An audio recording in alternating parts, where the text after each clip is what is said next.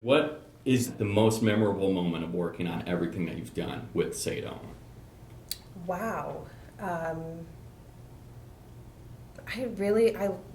love the awards ceremony. It's hard to pick just one moment within the weekend of filming.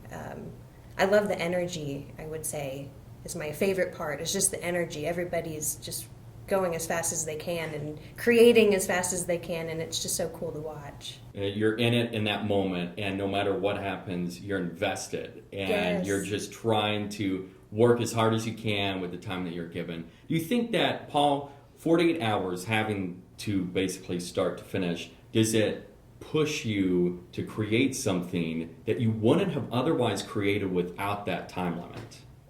Absolutely, yeah.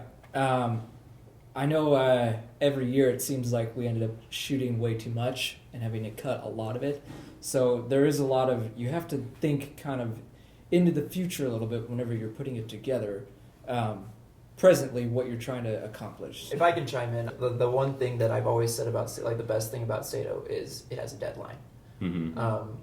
With low budget or micro budget filmmaking, like, there's always the inner urge to push things off until you've got a better camera, you've got better talent, or you've got a better script or whatever. But having a deadline and getting something out there is the best way to get better at what you do.